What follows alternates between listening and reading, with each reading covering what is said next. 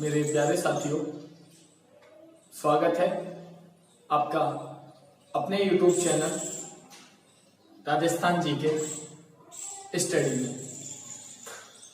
दोस्तों, आज हम जिस विषय के बारे में चर्चा करेंगे वो दुर्ग चल रहे थे अपन दुर्गों के बारे में पढ़ेंगे और दूसरा टॉपिक तो पढ़ने से रहे, लेकिन दुर्ग अगला पढ़ेंगे कि अपना चित्तौड़गढ़ दुर्ग पूरा हो चुका है और अपन अब आज पढ़ेंगे एक नया दुर्ग। और कौन सा किला? आपका अकबर का किला। हाँ जी दोस्तों, अकबर का किला। आपने चित्तौड़गढ़ पढ़ा, अब हम आपको पढ़ाएंगे अकबर का किला। और अकबर का किला जिस स्थान पर स्थित है वो जिला कौन सा है? आपका अजमेर। जिला कौन सा है? अजमेर। इस अकबर के किले का निर्माता खुद अकबर को कहा जाता है। अकबर के किले का निर्माण किसने करवाया था? खुद अकबर ने करवाया था। कब करवाया था? 1570 ईस्वी में। कब करवाया था? 1570 ईस्वी में इसका निर्माण करवाया। क्यों करवाया था? ये सबसे महत्वपूर्ण बात है। क्यों करवाया था? कि ख्वाजा साहब जिनकी दरगाह अजमेर में है, कि ख्वाजा साहब जिनको गरीब नवाज भी कहते हैं, तो इनके प्रति सम्मान प्रदर्शित करने के लिए, ख्वाजा साहब के प्रति सम्मान प्रदर्शित करने के लिए इस अकबर के किले का निर्माण करवाया गया। कि ख्वाजा साहब के प्रति सम्मान प्रदर्शित करने के लिए किसका निर्माण करवाया गया था? अकबर के किले का निर्माण करवाया गया था। इसको अन्य किस नामों से जाना जाता है?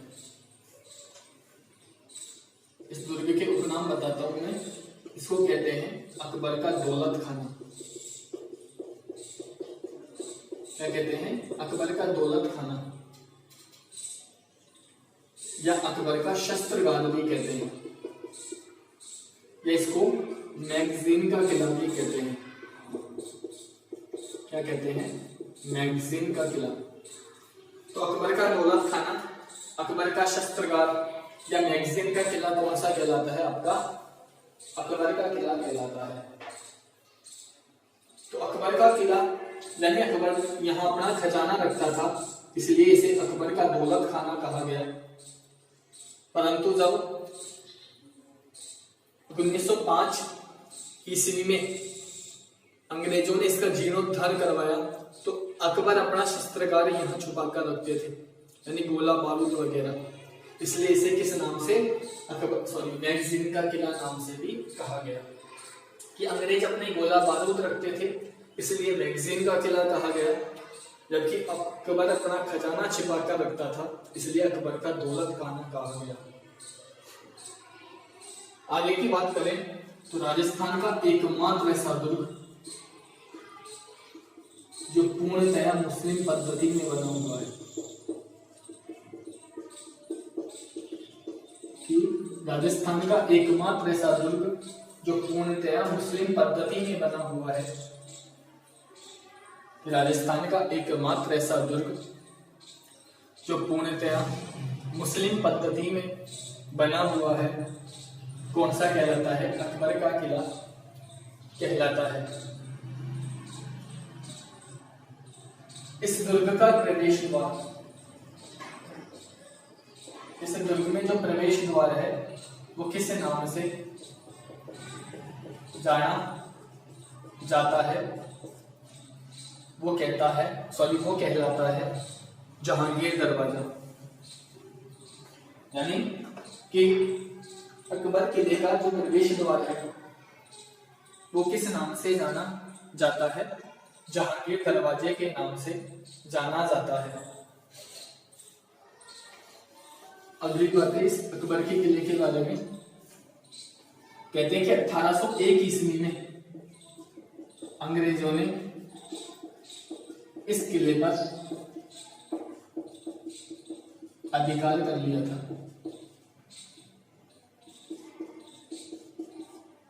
कि 1801 ईस्वी में अंग्रेजों ने इस किले पर अधिकार कर लिया था। जबकि 1905 ईस्वी में लॉर्ड कर्जन ने,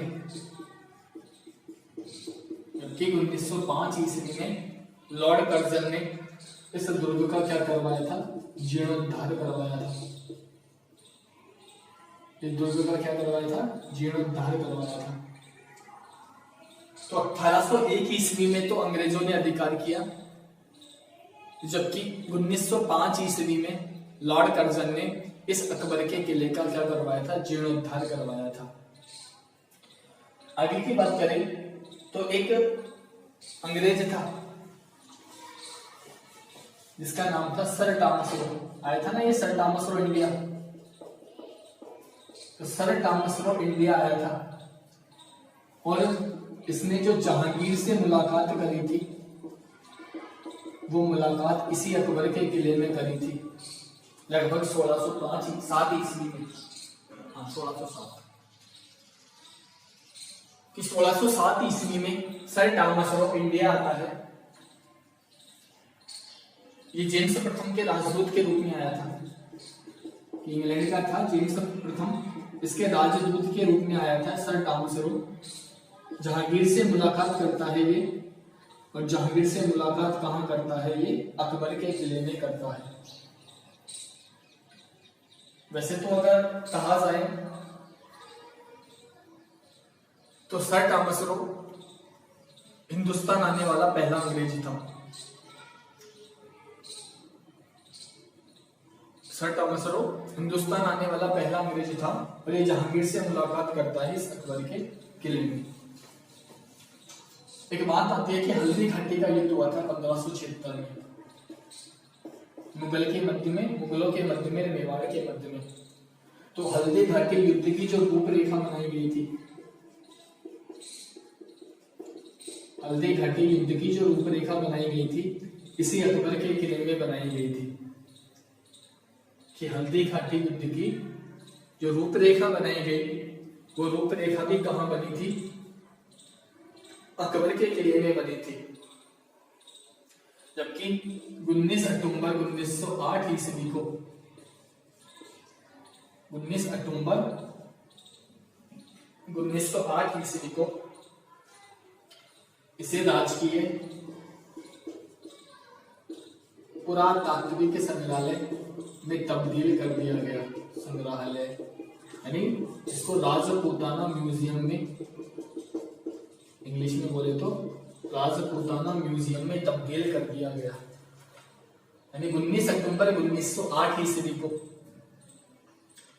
इस दुर्ग को राजकीय पुरातात्विक संग्रहालय, 19 अक्टूबर 1908 ईस्वी को इसे राजकीय पुरातात्विक संग्रहालय या राजपूताना म्यूजियम में क्या कर दिया गया था, तब्दील कर दिया गया था।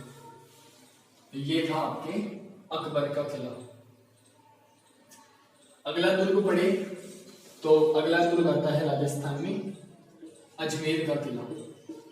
तो अकबर का किला था, अब ये आता है अजमेर का किला, या इसको अजय मेरू किला भी कहते हैं, अजय मेरू, या इसको तारागढ़ का किला भी कहते हैं। तीनों नाम एक ही हैं, और जब नाम एक ही हैं निर्माता अलग अलग हो जाएंगे। क्यों तारागढ़ नाम किसी और ने दिया था, जबकि निर्माण के समय इसे अजमेरू कहा गया था, इसलिए कंफ्यूज मत होना, पूरी डिटेल पढ़ाऊंगा। चलो पढ़ते हैं। तो अजमेर का किला, अजमेरू किला, और सबसे पहले निर्माता की ही बात करते हैं, अजय राज चौहान। इसका निर्माण किसने करवाया था? इसका निर्माण करवाया था अजय राज चौहान ने, इसका निर्माण करवाया था। जबकि एक अंग्रेज हुआ था जिसका नाम था William Bentinck, Lord William Bentinck, Lord William Bentinck. तो लॉर्ड विलियम बेंटिक एक अंग्रेज था, और ये बेंटिक इस अजमेर के किले को विश्व का दूसरा जिब्राल्टर कहता है, जिब्राल्टर। जिब्राल्टर कहता है। तो विश्व का जो दूसरा जिब्राल्टर माना जाता है वो जिब्राल्टर कौन सा दुर्ग माना जाता है? अजमेर का किला। तो जिब्राल्टर जलसंधि तो है, वो फारस की खाड़ी ओमान की खाड़ी को अलग करती है जिब्राल्टर जलसंधि, है ना। फारस की खाड़ी और ओमान की खाड़ी को अलग करती है जिब्राल्टर जलसंधि। और शायद ओमान को और इराक ईरान कुछ एक है, इनमें से दोनों को अलग करती है। कंफर्म नहीं है, लेकिन ये कंफर्म है कि ओमान की खाड़ी और फारस की खाड़ी दोनों को अलग करती है जिब्राल्टर जलसंधि। तो विश्व का जो दूसरा जिब्राल्टर कहा जाता है वो किसे कहा जाता है? अजमेर के किले को यानी तारागढ़ को कहा जाता है। और ये कहने वाला कौन था? लॉर्ड विलियम बेंटिक था। मैं अब आपको इस दुर्ग के उपनाम बताता हूं कि इस दुर्ग को अन्य किस नाम से जाना जाता है। उपनाम, तो उपनाम में बात करें तो इसे कहा जाता है अरावली का अरमान। क्या कहा जाता है? इसको कहा जाता है अरावली का अरमान कहा जाता है। इसे कहा जाता है राजस्थान का हृदय। इसे कहा जाता है राजपूताने की कुंजी। कि अरावली का अरमान, राजस्थान का हृदय, राजपूताने की कुंजी और गढ़बीठली का किला यानी गढ़बीठली दुर्ग। ऐसा किसे कहा जाता है? ऐसा कहा जाता है कौन सा दुर्ग को? आपके अजमेर के किले यानी तारागढ़ को कहा जाता है। वैसे इसका उपनाम तारागढ़ भी है। उपनाम क्या है? इसको तारागढ़ भी कहा जाता है। अजमेर के किले को तारागढ़ का दुर्ग तारागढ़ भी कहा जाता है। तो अरावली का अरमान क्यों? क्योंकि अरावली के बिल्कुल मध्य में बना हुआ है, अरावली की पहाड़ियों के बिल्कुल मध्य में बना है, इसलिए अरावली का अरमान कहते हैं। अजमेर राजस्थान के बिल्कुल मध्य में स्थित है, इसलिए राजस्थान का हृदय कहते हैं। अंग्रेजों ने संपूर्ण राजस्थान पर राज्य किया इसी अजमेर से, इसलिए इसे राजपूताने की कुंजी कहते हैं। जबकि बीठली नामक पहाड़ी पर स्थित होने के कारण बीठली नामक पहाड़ी पर स्थित होने के कारण इसे गढ़बीठली दुर्ग कहते हैं। जबकि पृथ्वीराज सिसोदिया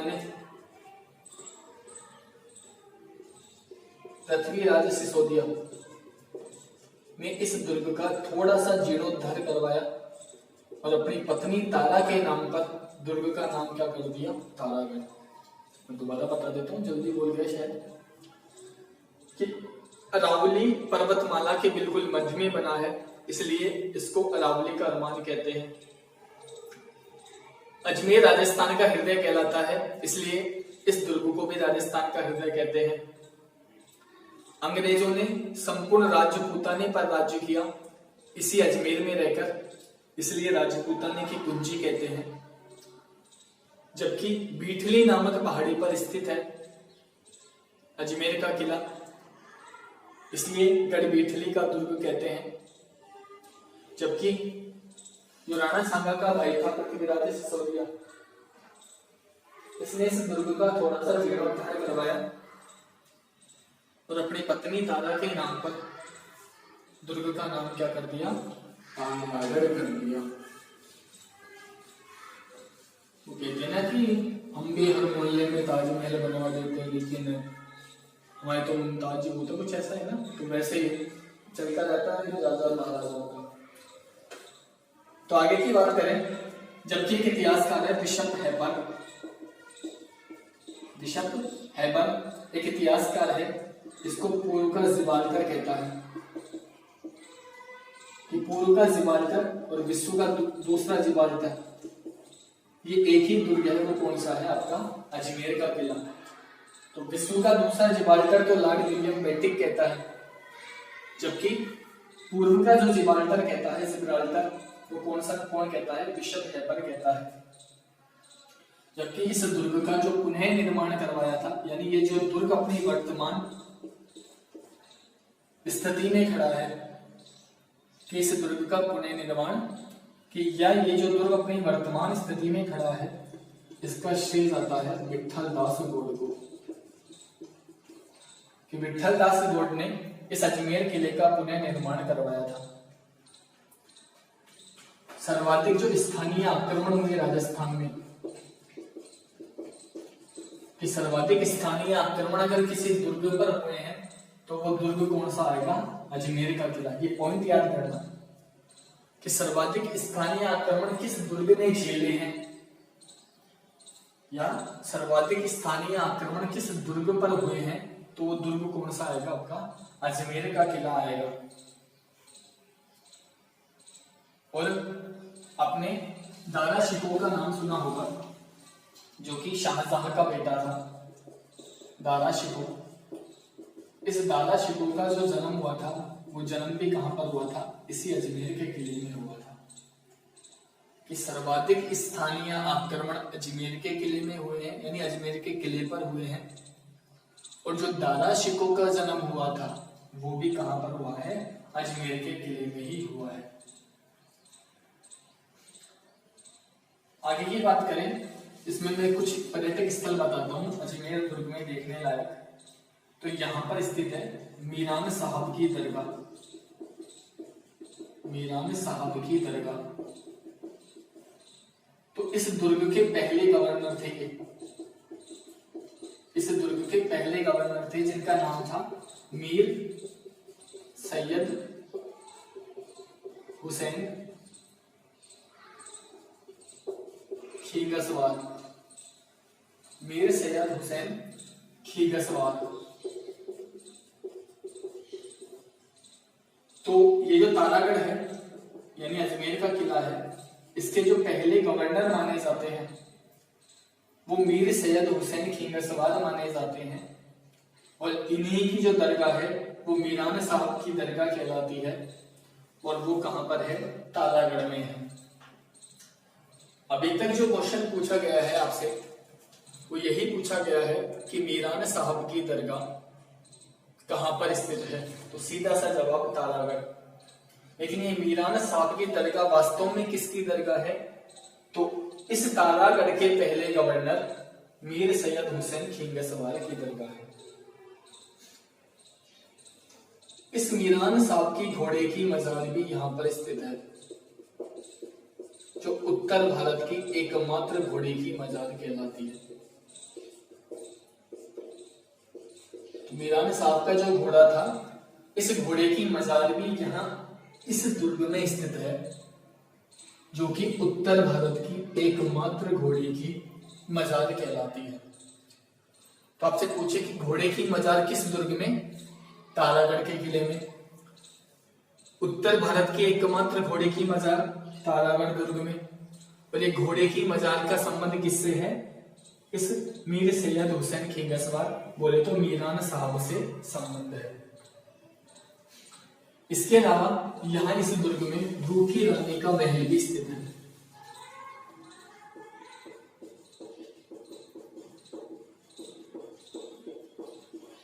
तो रूठी रानी का जो महल है वो यहां पर स्थित है।